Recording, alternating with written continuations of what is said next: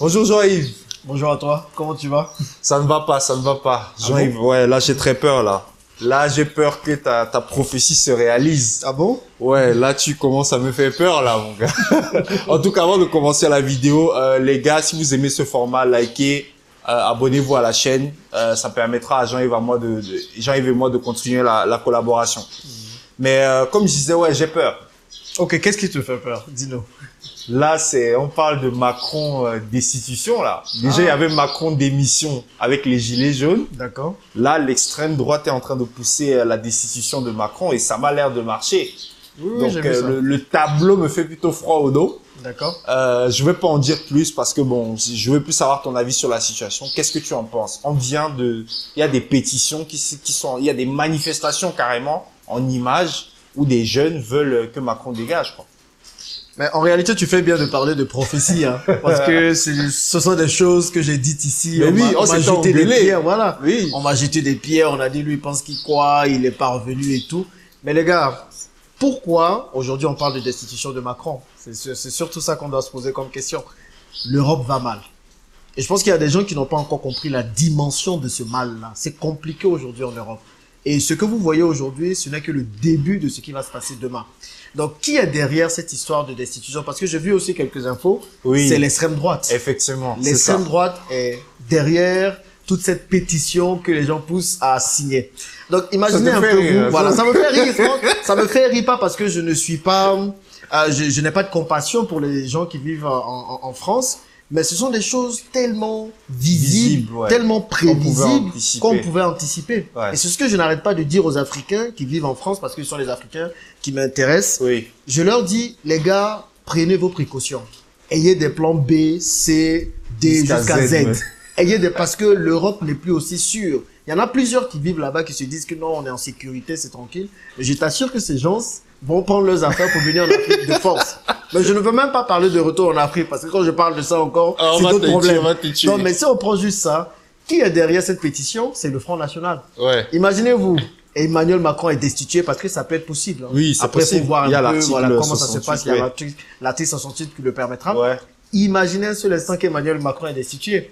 Les gens qui vivent en France auront le choix entre Zemmour et Marine Le Pen. Non, je veux pas penser à ça. Je sais pas quel est le tu oublies pire. quelqu'un quand même. Tu oublies Mélenchon. Ah non, mais Mélenchon lui-même, il est mélangé. Je sais pas qu'est-ce qu'il pourra apporter aux Français. Mélenchon est mélangé. Voilà, j'ai vu qu'il y a un scandale sur lui, ou bien sûr un de ses partisans. Ou oui, avec un scandale sexuel. Voilà, un scandale sexuel. Et vous savez quoi, quand il y a des gens qui commencent à émerger dans les élections, ou en France ou dans d'autres pays, on commence à trouver ces genres de choses-là pour les bloquer un peu. C'est un peu arrivé à François Fillon. C'est vrai, ouais. François Fillon était tellement bien parti pour représenter la droite aux élections. Il allait frapper Macron. Voilà. Ouais. Ça se passe comme ça. Oui. Donc, Mélenchon, bientôt, ne vous étonnez pas qu'il soit totalement mis à l'écart. En tout cas, le Front National est en train de préparer un bon coup. Ça, c'est une autre prophétie qu'il faut garder. Mais parce que Éric Zemmour, Marine Le Pen, il n'y a pas de grande différence. Oui. Il n'y a pas de grande différence. Mélenchon face à eux, c'est compliqué. Oui. Prochaines élections, il y a de fortes chances que le Front National passe. Et si le Front National passe,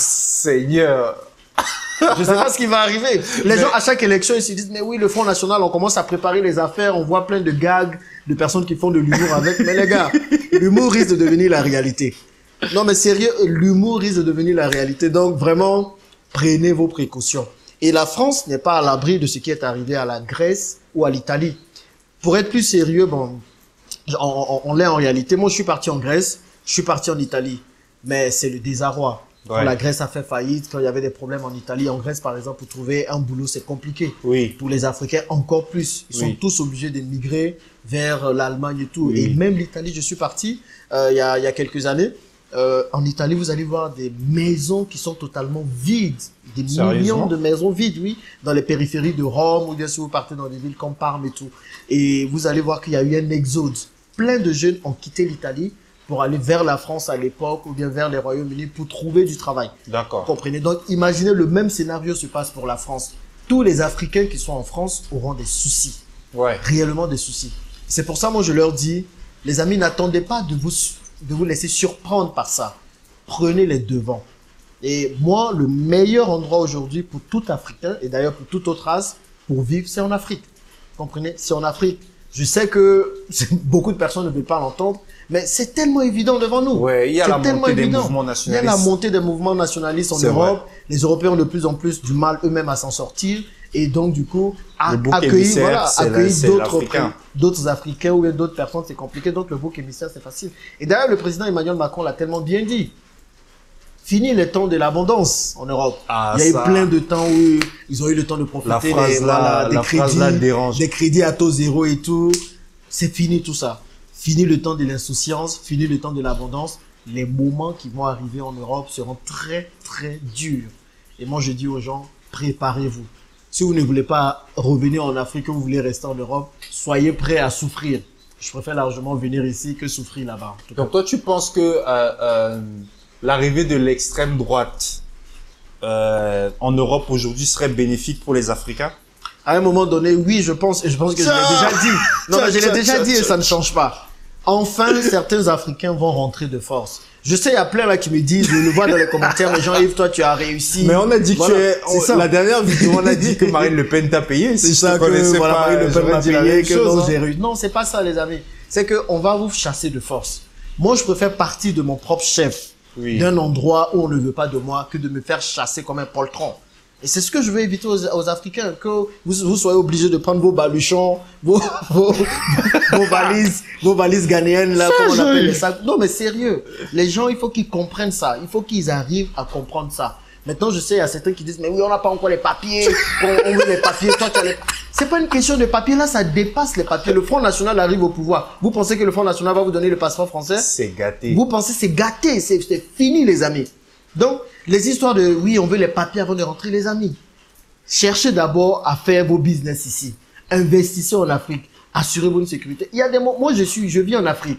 Je vous assure, ça fait combien d'années que je suis pas allé en France? La France ne me manque pas. La France ne me manque pas. Et on parle des BRICS, du Brésil et tous les autres pays là qui commencent à monter, Russie. Donc, demain même, on va pouvoir se passer de l'Europe. Bah oui, c'est clair. Donc, avoir un passeport français ou européen, ça n'aura plus la même... la même élégance ou bien le même impact à un moment donné. Donc, ceux qui souffrent comme pas possible juste pour avoir le papier avant de venir, déjà, le Front National est au pouvoir. Faut oublier ça. Donc, qu'est-ce qu'ils vont faire? Qu'est-ce qu'ils vont faire? Donc, prenez les devants. Soit vous avez vos papiers maintenant, avant que Macron ne soit destitué, ou bien vous commencez à mettre des plans B, à vraiment considérer vos investissements en Afrique pour pouvoir revenir vivre ici. J'ai une question justement suite à la dernière vidéo que tu as faite. Justement concernant cette thématique de la destitution de Macron, parce qu'il y a une abonnée, donc elle s'appelle Kesha Cortez, c'est son nom d'abonnée, Kesha Cortez qui explique, elle te dit, bonjour Jean-Yves, j'ai écouté ta dernière vidéo concernant le rapatriement des fonds en Afrique, je suis allé auprès de ma banque, donc elle a dit, j'ai approché mon conseiller, très explicitement, pour rapatrier mes fonds en Afrique. Par contre, il s'avère que je ne peux pas rapatrier mes fonds car ma banque me l'interdit et m'impose plusieurs procédures. Dans ces cas-là, que faire? Donc là, par exemple, c'est une abonnée qui veut rentrer, comme tu l'as dit, mais maintenant la banque a bloqué. Donc, ça revient un peu à ce que tu disais qu'ils vont commencer à resserrer les taux et saisir sur... Mais ça, tu vois, c'est des choses j'ai dit il y a des mois. Ouais. C'est ça le truc, j'ai dit ça il y a des mois. Ils vont commencer à resserrer les taux avant même de sortir ton propre argent. On te demande une pile de documents comme ça pour pouvoir vraiment te laisser virer. Même moi aujourd'hui, j'ai fait un problème pour virer même 2000 € avec ma banque, c'est compliqué. Ouais. Ils me posent 100 000 questions, je m'étais énervé encore la dernière fois. C'est que pour faire des virements de plus de 5 000, de plus de 10 000 €, c'est laisse tomber quoi. Donc on va arriver à un moment où ils vont bloquer parce que quand il y a un problème dans un pays, qu'est-ce que les gens font? Ils veulent tous aller récupérer leur cash. Déjà, votre cash n'est pas en sécurité dans une banque. Quand on prend l'inflation, ça ne sert à rien d'aller déposer son argent en banque en quantité, pensant que vous en gagnez plus alors que vous êtes en réalité en train d'en perdre, puisque le coût de la vie augmente et les intérêts de la banque sont en bas. Donc voilà, il y a pas d'intérêt à garder de l'argent là-bas. Mais à un moment donné, vous allez vous rendre compte que même pour sortir votre argent, ça va être compliqué. Commencez à utiliser cet argent pour l'investir. Donc, sortez votre argent maintenant. Sortez votre argent maintenant. Moi, c'est le conseil que je donne. Moi, je rapatrie tout l'argent que j'ai en Europe, en tout cas ici en Afrique. Comme ça, parce que de toutes les façons, j'en ai besoin pour mes projets. Mais ne gardez pas votre argent là-bas. Donc, faites tout ce que vous pouvez faire, rapatrier au fur et à mesure pour mettre votre argent à l'abri. Merci en tout cas pour ce conseil. J'espère que Kesha, ça pourra t'aider. Merci.